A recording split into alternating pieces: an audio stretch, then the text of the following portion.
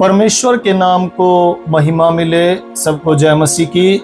इस समय के लिए मैं परमेश्वर को धन्यवाद देता हूं और आप सबकी प्रार्थना और प्रेम के लिए भी धन्यवाद। और आज का मेरा जो मुख्य विषय है जिस पर हम परमेश्वर का वचन अध्ययन करेंगे वो है एकता, यूनिटी, सहमति। उसके बारे में है जो आज हम परमेश्वर का वचन अध्ययन करने के लिए जा रहे हैं। सबसे पहले आमोस की पुस्तक हम निकालेंगे कि आमोस की पुस्तक के बारे में, सहमति के विषय में, एकता के विषय में, एक होने के विषय में क्या लिखा हुआ है। आमोस की पुस्तक, उसका 3 अध्याय और 3 आयत मैं एक बार फिर बताना चाहूंगा। आमोस की पुस्तक 3 अध्याय और 3 आयत, यहाँ पर लिखा हुआ है, यदि 2 मनुष्य परस्पर सहमत न हो तो क्या वे एक संग चल सकेंगे। यहाँ पर परमेश्वर का वचन जो है सहमति के ऊपर हमें बता रहा है, एक होने के विषय में बता रहा है कि जब तक 2 मनुष्य एक नहीं होंगे तो एक साथ नहीं चलेंगे तो वो जो है संग नहीं चल सकते, वो एक संग है जो नहीं रह सकते। हमें एक संग चलने के लिए, हमें जो है एक साथ परमेश्वर का कार्य करने के लिए सहमत होना जरूरी है। सहमत होना जरूरी है और सहमत हमें अच्छे कार्य के लिए जो है होना है। हम उत्पत्ति की पुस्तक में आदम के विषय में पढ़ते हैं, आदम गलत बात के लिए सहमत हुआ और गलत बात ये थी कि उसकी पत्नी ने जब परमेश्वर की आज्ञा को तोड़ा तो वो भी उनकी बातों में, हव्वा की बातों में, अपनी पत्नी की बातों में वो सहमत हो गया और उसने भी उस फल को जो है वो खा लिया। और हम देखते हैं कि जो उनका पहले जैसा प्यार था, जो जिस तरीके से वो पहले परमेश्वर की उपस्थिति में चलते थे, उस तरीके से उन्होंने चलना जो है छोड़ दिया। वो परमेश्वर की उपस्थिति से मेरे प्रियो दूर हो गए क्योंकि उन्होंने गलत कार्य के लिए जो है एका कर लिया, गलत काम के लिए जो है वो सहमत हो गए। और दूसरा हम प्रेरितों के काम में पढ़ते हैं हन्ना और सफीरा के बारे में। हन्ना और सफीरा ने भी एक गलत काम करने के लिए वो सहमत हो गए।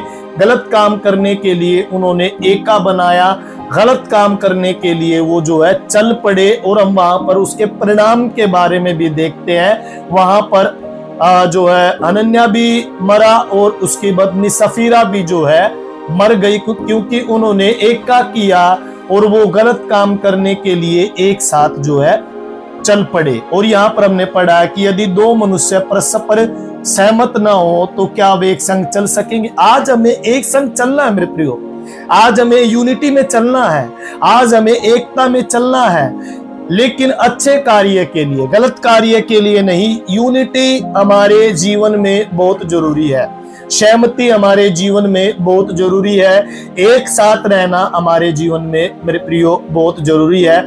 मैं ऐसे लोगों को जानता हूं जो अपने परिवार से अलग रहना पसंद करते हैं, परिवार के साथ रहना पसंद नहीं करते। शैतान उनके जीवन में अति शीघ्र जो है काम करता है। अब हम एक ऐसे ही व्यक्ति के बारे में देखेंगे, एक स्त्री के बारे में हम देखेंगे कि जब उसने अलग रहना चाहा, अलग जब वो हो गई तो कैसे शैतान ने उसके जीवन में है जो कार्य किया। उसके लिए हम देखेंगे उत्पत्ति की पुस्तक और उसका सबसे पहले 2 अध्याय। जब हम उत्पत्ति 2 अध्याय पढ़ते हैं तो यहाँ पर हमें आदम के लिए एक हव्वा का जो है जिक्र मिलता है कि परमेश्वर ने आदम के लिए एक हव्वा को बनाया। यहाँ पर लिखा हुआ है, तब यहोवा परमेश्वर ने 2:21 में, परमेश्वर ने आदम को भारी नींद में डाल दिया और जब वह सो गया तब उसको उसकी एक पसली निकालकर उसकी जगह मांस भर दिया और यहोवा परमेश्वर ने उस पसली को जो उसने आदम में से निकाली थी स्त्री बना दिया और उसको आदम के पास जो है ले आया। हम यहाँ पर देखते हैं कि परमेश्वर ने आदम को गहरी नींद में जो है डाल दिया और डालने का, गहरी नींद में डालने का एक ही मकसद था परमेश्वर का, क्योंकि परमेश्वर उसके लिए एक सहायक जो है बनाना चाहता था। आदम अकेला रहता था, उदास रहता था और अकेलापन परमेश्वर को बिल्कुल भी अच्छा नहीं लगता। अकेलापन देखकर परमेश्वर जो है दुखी होता है। इसलिए परमेश्वर ने हमें एकता में रहने के लिए कहा है, हमें संग रहने के लिए कहा है, सहमत होने के लिए हमें जो है सहमति आपस में बनाने के लिए, सहमति बनाकर साथ चलने के लिए परमेश्वर ने हमें कहा है। तो आदम का अकेला रहना परमेश्वर को अच्छा नहीं लगा, तो परमेश्वर ने आदम को गहरी नींद में जो डाल दिया और आदम गहरी नींद में सो गया। आज मैं कहना चाहूंगा, अगर परमेश्वर आपके जीवन में प्रार्थना का उत्तर देरी से दे रहा है, तो मैं कहना चाहूंगा आप भी गहरी नींद में सो जाइएगा। गहरी नींद में सोने का अर्थ ये नहीं है कि हम शारीरिक नींद में सो जाए, नहीं।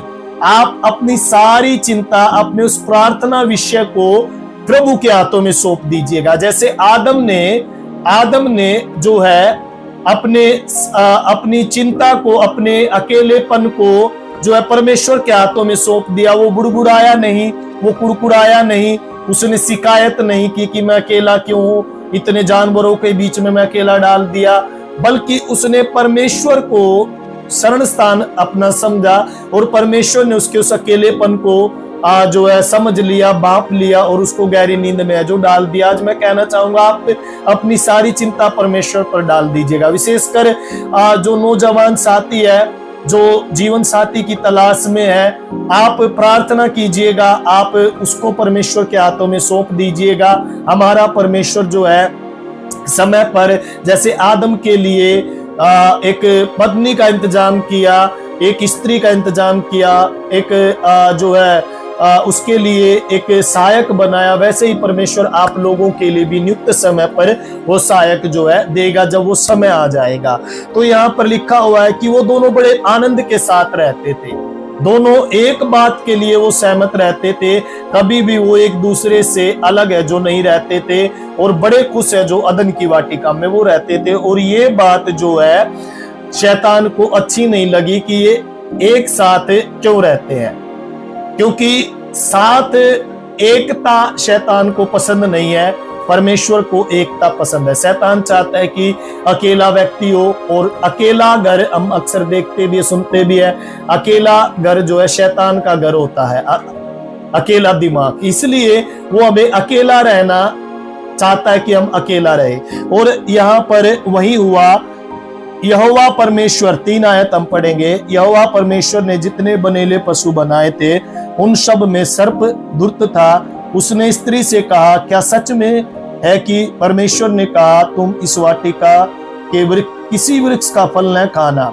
स्त्री ने सर्प से कहा, इस वाटिका के वृक्षों के फल हम खा सकते हैं, पर जो वाटिका के वृक्ष के बीच में है, वाटिका के बीच में उसके फल के विषय में परमेश्वर ने कहा है ना तो तुम इसको खाना और न इसको छूना, नहीं तो मर जाओगे। देखिएगा सर्प कब बात कर रहा है हवा से, जब वो अपने पति आदम से अलग है, अकेली है, बिल्कुल अकेली है, और अकेले होने के कारण शैतान ने इस बात का फायदा उठाया और आदम के हवा के पास वो आ गया, और आकर उसने हवा को अपनी बातों में फंसा लिया। और फंसाने से सबसे पहले उसे चिकनी चुपड़ी बातें की शैतान ने, उसको अपनी बातों में फंसाया। और जब उसको फंसता देखकर शैतान कहता है 4 आयत में, तब सर्प ने स्त्री से कहा तुम निश्चय न मरोगे। मतलब एक कॉन्फिडेंट, एक भरोसा यहां पर शैतान जो है दिला रहा है झूठ बोलकर हवा से कि तुम निश्चय नहीं मरोगे, बिल्कुल भी नहीं मरोगे, वरन परमेश्वर आप जानता है कि जिस दिन तुम इसका फल खाओगे उसी दिन तुम्हारी आंखें खुल जाएगी और तुम भले बुरे का ज्ञान पाकर परमेश्वर के तुल्य हो जाओगे। लालच यहां पर दिया कि तुम परमेश्वर के समान हो जाओगे, भले और बुरे का ज्ञान तुम्हें मिल जाएगा। देखिए कैसे एक अकेले व्यक्ति को शैतान इस्तेमाल करता है। एक अकेला व्यक्ति घंटों घंटों अपने कमरे में रहता है, लाइट बंद कर कर रहता है, शैतान उसको जैसे चाहता उसके दिमाग को इस्तेमाल करता। वो अपने मित्रों के साथ रहना पसंद नहीं करता, फेलोशिप उसको पसंद नहीं है, किसी बात के लिए वो सहमत नहीं होता, किसी बात के लिए वो एग्री नहीं होता, क्योंकि शैतान उसके दिमाग को घुमाता है। और हम देखते हैं यहाँ पर कि उसने बातों में फंसाकर हव्वा को और वो काम कराया, उस आज्ञा को तुड़वा दिया जिस आज्ञा को परमेश्वर ने कहा था कि तुम बिल्कुल भी मत तोड़ना। और उसके बाद आदम अपनी पत्नी के प्रेम में अंधा था और वो भी उस बात के लिए सहमत है जो हो गया, क्योंकि इस समय शैतान हव्वा के जीवन में कार्य कर रहा था, वो बातें दिमाग में डाली हुई थी और उसने उस फल को अपने पति को भी खिला दिया और खुद भी खा लिया। और जब उन्होंने देखा कि हम दोनों नंगे हैं, एक दूसरे, चाहे तो वो एक दूसरे के साथ रहते थे लेकिन एक दूसरे को देखकर वो भाग गए, एक दूसरे को देखकर वो छिप गए, जबकि परमेश्वर ने हव्वा को आदम की पसली में से निकाला था, उसकी जगह मांस भर दिया था। दिल के पास जो लेफ्ट साइड में हमारा हृदय होता है, दिल होता है दाहिनी ओर, वहां की हड्डी निकाल कर परमेश्वर ने हव्वा को बनाया था और वहां पर मांस भर दिया। साथ साथ रहने वाला एक जोड़ा, एक परिवार आज अलग हो गया, एक दूसरे को देखकर डर गए, भाग गए। कब? जब उन्होंने शैतान की बात मानी, हव्वा अकेली रही और शैतान ने आकर उसके जीवन में जो कार्य किया। सपोपदेशक की पुस्तक में भी मेरे प्रिय हम पढ़ते हैं 4:12 में, सपोपदेशक 4:12 यहां पर लिखा हुआ है कि पहले हम 9 पढ़ेंगे। 1 से 2 अच्छे हैं क्योंकि उनके परिश्रम का फल अच्छा मिलता है। यहां पर परमेश्वर कहता है कि 1 से 2 अच्छे होते हैं। अकेला परमेश्वर को पसंद नहीं है, 2 अच्छे हैं। परमेश्वर कहता है कि 1 से अच्छे 2 होते हैं क्योंकि उनके परिश्रम का अच्छा फल जो है मिलता है। अगर एक काम को एक व्यक्ति करता है तो वो उस काम को बहुत ज्यादा समय में करेगा, लेकिन उसी काम को अगर 2 व्यक्ति करते हैं तो वो उस काम को जल्दी करेंगे और अच्छा उनके परिश्रम का फल जो है मिलेगा। इसलिए यूनिटी जरूरी है, एकता जरूरी है, सहमति जो है जरूरी है। और उसके बाद परमेश्वर कहता है क्योंकि यदि उनमें से एक गिरे तो दूसरा उसको उठाएगा, परंतु हाय उस पर जो अकेला होकर गिरे और उसका कोई उठाने वाला ना हो। परमेश्वर कहता है हाय उस मनुष्य पर जो अकेला गिरे, क्योंकि अकेला रहना, अकेला होकर गिरना बहुत एक खतरनाक चीज होती है। अकेला आजकल शैतान ने परिवारों को तोड़ दिया है। एक छत के नीचे पति पत्नी रहते हैं लेकिन बातचीत नहीं करते, उनके बच्चे हैं, वो तलाक इसलिए नहीं लेते कि उनके बच्चों का कहीं भविष्य खराब ना हो जाए, लेकिन वो बातचीत भी नहीं करते, वो सहमत भी नहीं होते, एक बात में सहमति भी नहीं होती, एक साथ वो चलते भी नहीं है। इस कारण जो है वो अलग अलग उनका विचार हो जाते हैं और वो कभी भी एक बात के लिए सहमत नहीं होते। मैं उनसे कहना चाहूंगा अगर वो गिर गए तो उठाने वाला कोई भी नहीं होगा। आज समय है एकता में रहने का, आज समय है यूनिटी में रहने का। और उसके बाद परमेश्वर कहता है यदि कोई 2 जन एक संग सोए तो वे गर्म रहेंगे, परंतु कोई अकेला कैसे गर्म हो सकता है। तो परमेश्वर कहता है कि 2 लोग जब एक संग सोएंगे तो वो गर्म रहेंगे, वो जो है आगे बढ़ सकते हैं, लेकिन अकेला व्यक्ति कभी भी गर्म जो नहीं रह सकता। और उसके बाद कहता है यदि कोई अकेले पर प्रबल हो तो हो, परंतु 2 उसका सामना कर सकेंगे। जो डोरी 3 धागे से बटी हो वह जल्दी नहीं टूटती। एकता के बारे में, एकता के बारे में यहाँ पर परमेश्वर कहता है कि जो डोरी 3 धागों से बटी होती है वो जो है गिरती, वो जल्दी टूटती नहीं है। मेरे प्रियो, अगर आज हमें आगे बढ़ना है, आज हमें जो है परमेश्वर के कार्य को करना है, तो हमें एक होना पड़ेगा। बगैर एकता के हम आगे नहीं बढ़ सकते, बगैर सहमति के, अच्छी सहमति के हम जो है आगे नहीं। गलत बात में हमें सहमत नहीं होना, अच्छी बात में हमें जो है सहमत होना। और उसके बाद मत्ती 18 की भी समझाना माना एक परमेश्वर का वचन पढ़ते हैं कि जहां 2 या 3 मेरे नाम से इकट्ठा होते हैं मैं उनके बीच में उपस्थित होता हूं। 2 या 3, अकेला नहीं।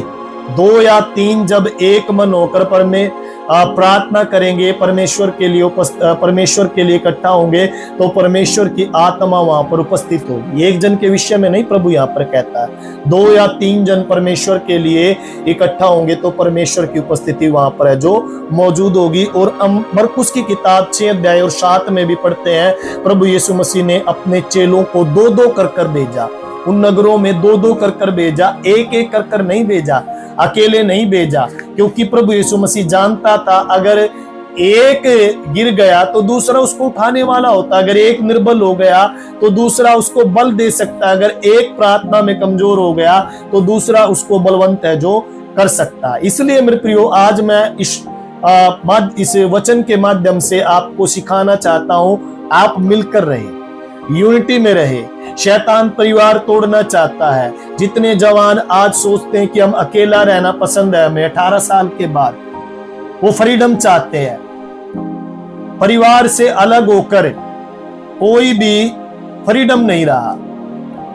उड़ाऊ पुत्र का दृष्टांत हम जानते हैं, जैसे ही जवान हुआ उसे फ्रीडम चाहिए थी, आजादी चाहिए थी, उसका असर हम देखते हैं। परिवार के साथ मिलकर रहे, यूनिटी में रहे, एकता में रहे।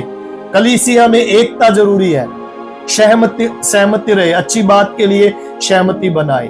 अनन्या और सफीरा की तरह नहीं, आदम और हव्वा की तरह नहीं, हमें शैतान को अवसर नहीं देना, हमें मिलकर रहना, मिलकर परमेश्वर का काम करना है। जहां 2 या 3 मेरे नाम से इकट्ठा होते हैं, मैं उनके बीच में उपस्थित होता हूं।